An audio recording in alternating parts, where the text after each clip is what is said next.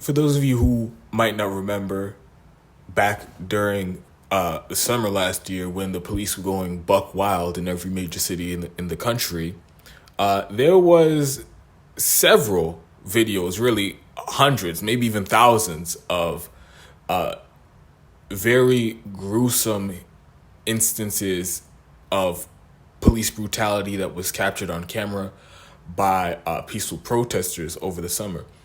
And one of them that really stood out was when members of the Buffalo Police Department pushed a 75-year-old man, activist, Martin Gugino, I believe his name was, pushed him, 75-year-old man, onto the ground. He cracked his head on the pavement and he was laying on the ground, bleeding out.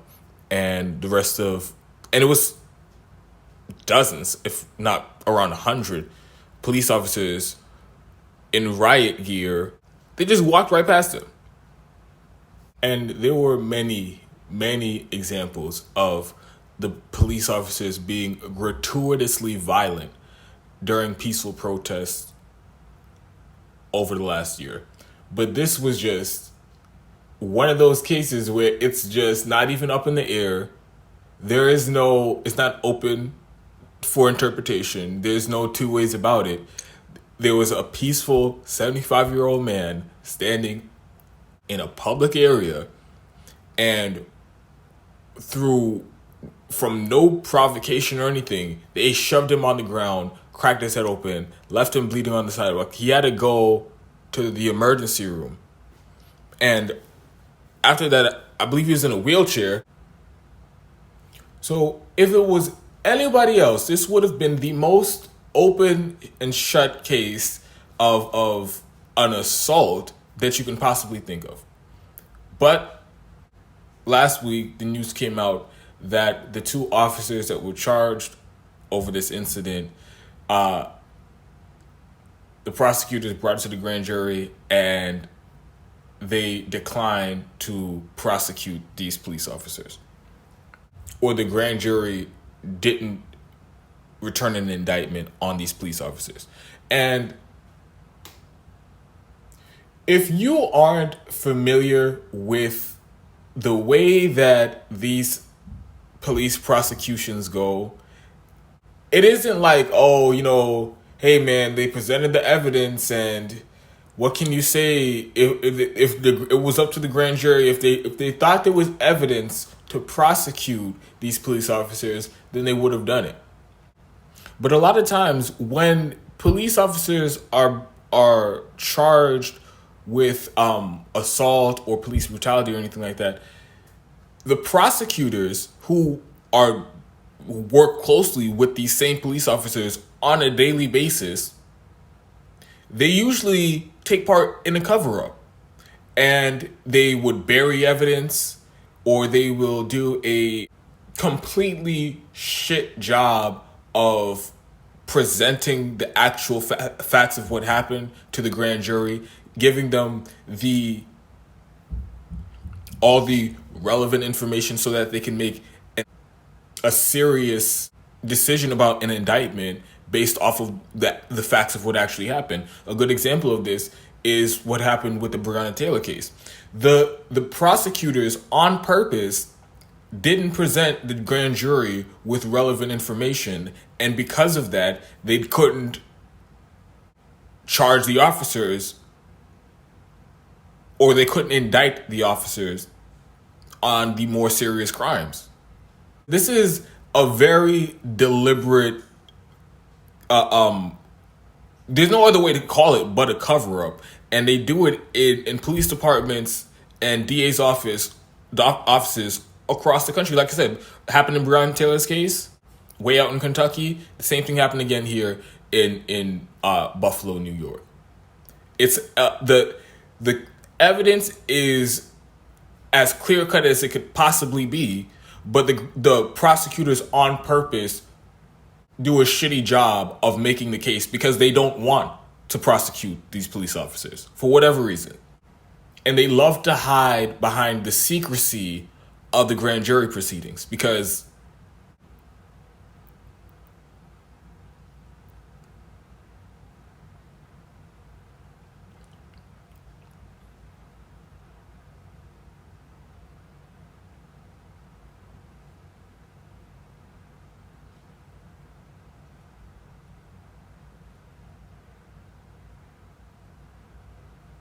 Normally, the public doesn't know what the grand jury hears, what these prosecutors tell the grand jury, and it's set up that way for specific reasons. And honestly, we can get into a whole conversation about whether or not these secret grand jury proceedings should even be allowed. But the way it's set up is so that if the prosecutors are claiming somebody committed a crime, and they don't actually have enough evidence to prove they committed the crime, and the grand jury turns down the indictment, well, if it's public record, well, you basically just have the prosecutors smearing somebody's reputation and they didn't have enough evidence for an actual indictment. So that's the gist of why grand jury proceedings are secret. But like I said, these prosecutors use that to try to as a deliberate cover up, because then they could just pawn off responsibility and be like, hey man, I don't know what to tell you. We tried to make the case to the grand jury. We charged these police officers and we went to the grand jury for the indictment, but hey, they said they didn't want to indict, so we did our job. There's nothing more we can do here. And like I said, it's a cover up. And to give you better insight on this, there's this saying that prosecutor can indict a ham sandwich, because again, the way that the grand jury proceedings work are very shady and secretive to begin with. But the saying that you can indict a ham sandwich comes from the fact that it's only the prosecutors who they get to make up whatever story they want. They don't even need to have rock solid evidence to present to the grand jury to get an indictment, because an indictment the burden of proof isn't as high as if it was an actual trial. All it is an indictment to proceed to a trial. So the saying you can indict a ham sandwich is because the prosecutors, they can come up, fabricate whatever story they want about the defendant, whoever they're trying to prosecute, and they could make up stories, have flimsy, shitty evidence, and on top of that, the defense isn't even allowed to, they aren't even allowed to rebut any of the evidence. So like I said, the grand jury only gets one side of the story. So if a prosecutor really wants an indictment for anything, they can make it happen. They can present whatever compelling story they want to the grand jury and get an indictment. So that's where the saying, you can indict a ham sandwich, comes from, because you can indict a person for anything, but it won't really hold up in an actual trial. So the fact that this case was so clear-cut, video evidence that a 75-year-old man was just standing on public property, and gratuitously violent and lawless police officers shoved him on the ground, assaulted him, cracked his head open, and sent him to the hospital. I don't know how you can present that case to a grand jury and not come back with an indictment, unless you were trying to not get an indictment on those police officers. So like I said, this smells like a deliberate cover-up, just like many other times when police officers are charged by the prosecutors in instances of police brutality. The prosecutors know that it would be too brazen in many of these cases, like Breonna Taylor, or in this case with the assault in Buffalo. It would be too brazen with this, as much public evidence as we have, for them to just say, yeah, we're not even going to try to prosecute them. So that's why they go about this charade in this kabuki theater and this sham that's really just an elaborate cover-up to pretend like they're actually trying to do their jobs and actually trying to prosecute police officers. But they're really not. Some of the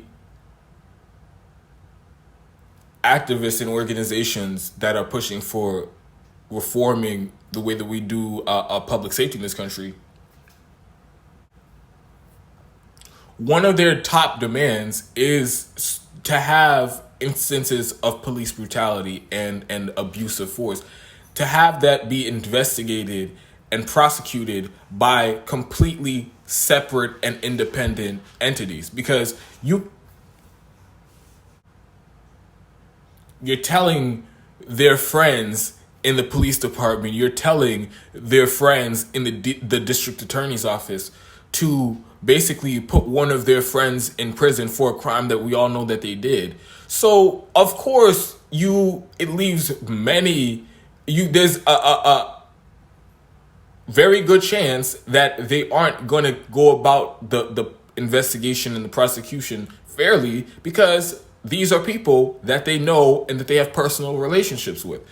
No matter how damning the evidence is, it's almost impossible to get an actual fair prosecution of police officers, because it's their friends who are in charge of the investigation and in charge of the prosecution. And then, of course, this gets to the broader argument about defund the police.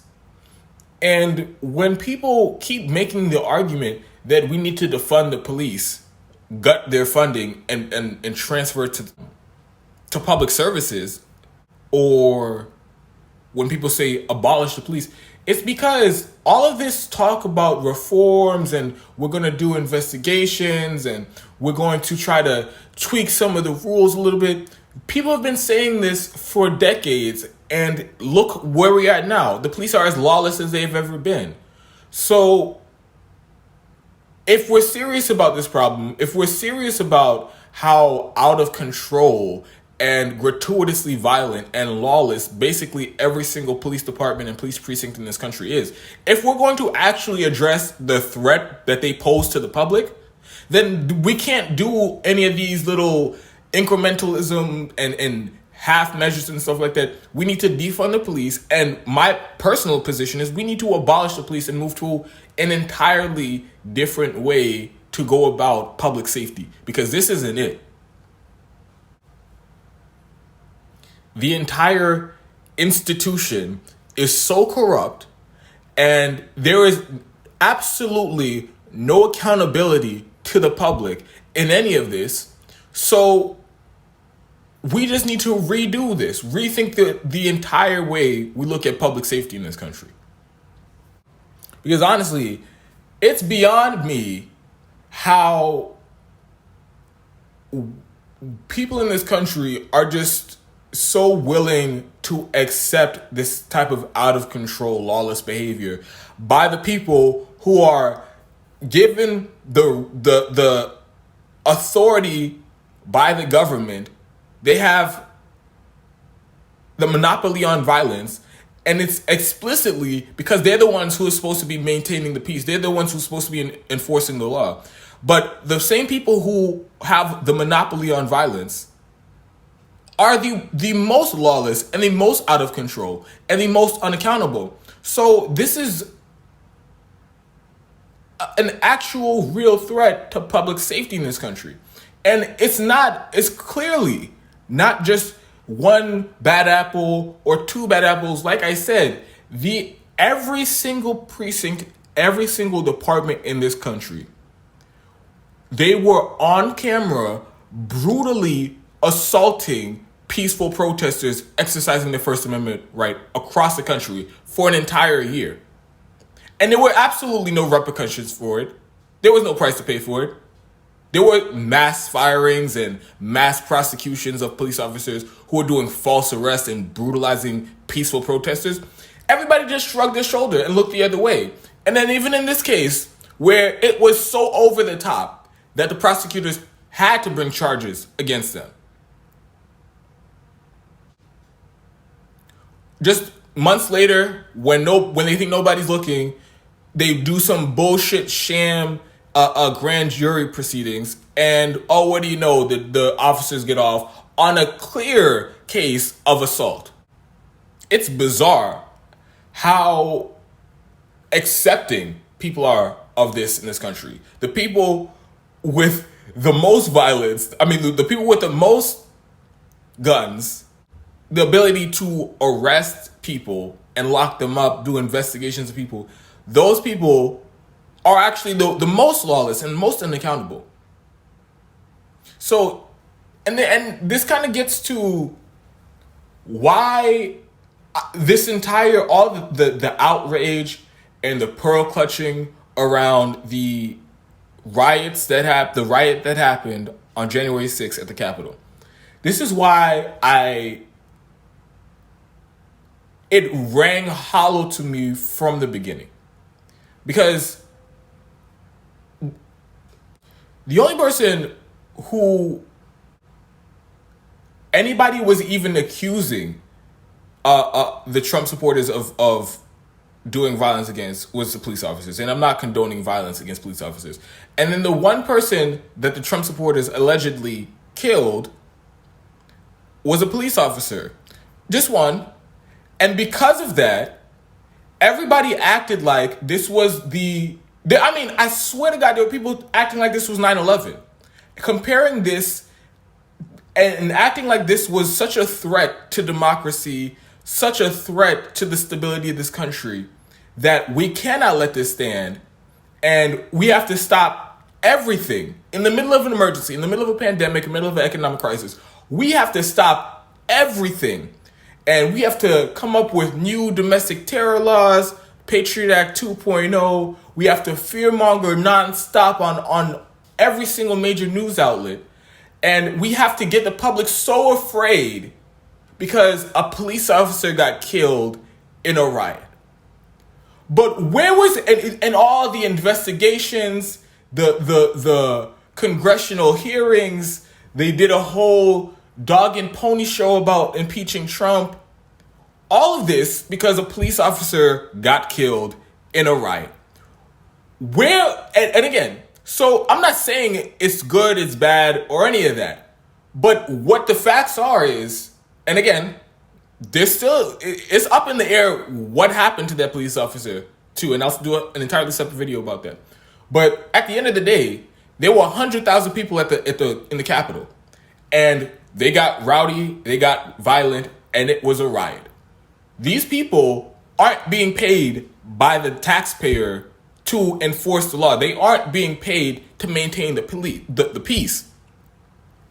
But the police officers whose job it is to do those things, we saw them as lawless as anybody else the entire 2020, beating the shit out of peaceful protesters, cracking their heads, and doing false arrest. So you would think that the top priority of politicians would be to get the government employees under control, to do investigations and call for hearings and passing new laws to rein the police in, because clearly they're violent and out of control and have all the guns. They have the monopoly on violence.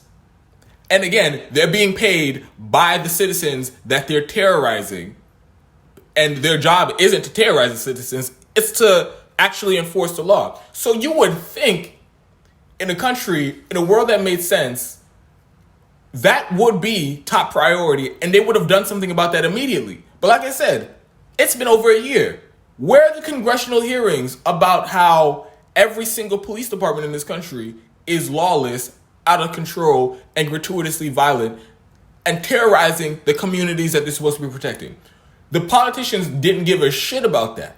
They didn't give a shit about that. The mainstream media, they covered it. They covered it, but it wasn't to the extent that they should have. And they definitely weren't fear-mongering. They weren't trying to sow the doubt of fear in everybody in the country. Oh, you should be so afraid of the police officers. Everybody in this country should be, even though that's the truth, you should be afraid of the police officers because they are liable to fly off the handle and beat the shit out of you or take your life for something, and you didn't even have to break a law just because they feel like it. So yeah, actually everybody in the country should be afraid of the police, but that's not the way that the media portrayed it.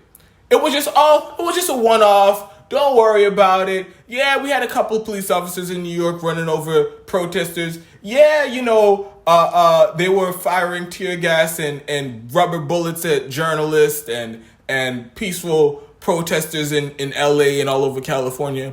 Yeah, we saw this happen in every major city in the country, but don't worry about it. It's just a couple bad apples.